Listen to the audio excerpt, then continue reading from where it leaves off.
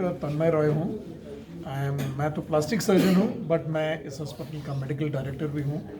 और ये हैं हमारे डॉक्टर साहब, he is the onco surgeon, he is the person जिन्होंने ये ऑपरेशन करा, इस doctor Hemkant Verma. He is a surgical oncologist, young surgical oncologist with extraordinary capabilities. Surgery में कितनी चुनौतियों का सामना करना पड़ा आपको? चुनौतियां मैम काफ़ी थी इसके अंदर। जो मेन को चुनौती थी वो जो चेस्ट के अंदर जो ट्यूमर था, जो कि हार्ट और खून की नसों के पास में और विंड पाइप के पास में था, उसके आसपास बहुत वाइटल स्ट्रक्चर जैसे कि हमारी वॉइस कंट्रोल करने वाली नर्व थी, ब्रीदिंग को कंट्रोल करने वाली थी, अपर पार्ट ऑफ बॉडी का जो सारा ब्लड जो आने वाला था वो खून की नस मेन जो उसके साथ चिपकी हुई थी। तो risk of bleeding and voice और इनकी विंड पाइप की इंजरी, जो 3 वाइटल स्ट्रक्चर जो थी उनके were at risk during this surgery. उनके गले पे कट जैसा कुछ दिख रहा है, तो क्या वहाँ पे थायराइड की उनके एक और यहाँ पे गले में भी बहुत बड़ी गांठ थी मैम, जो हमने साथ में इसी ऑपरेशन के दौरान ही निकाली है। एक चेस्ट में वाला भी, और हमने सारा ऑपरेशन दूरबीन से किया। चेस्ट वाला तो इनका गले में गांठ बहुत बड़ी थी तो उसको कट से किया। अदरवाइज हम थायराइड की गांठें भी दूरबीन से ही निकालते हैं। सर आप क्या कहना चाहेंगे, आपका क्या इसमें सपोर्ट कितना रहा? मैम मैं डॉक्टर अखिलेश हूँ, मैं सीनियर रेजिडेंट हूँ सर के साथ। मैं सर की गाइडेंस में आके और यहाँ सर्जरीज करता हूँ सर के साथ।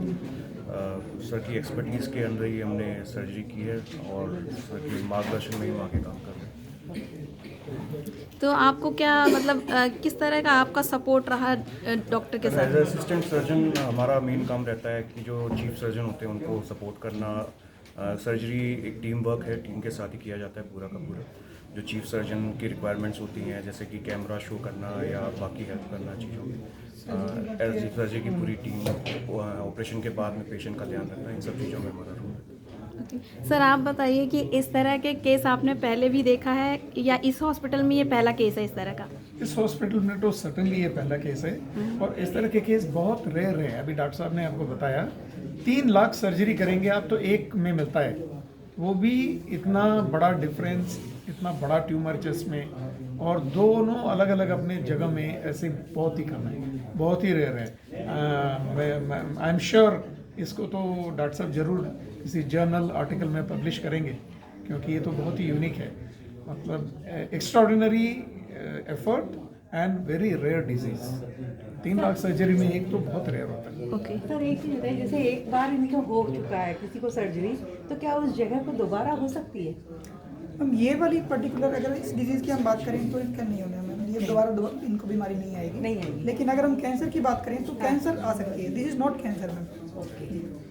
लेकिन इसके क्या कैंसर होने के चांसेस अगर थे इसको हम untreated अगर रखते टाइमली हैं, इसको yes, एड्रेस yes, ना किया if जाए तो? it is left untreated for long time, it can change into cancer. Thank you. Thank you.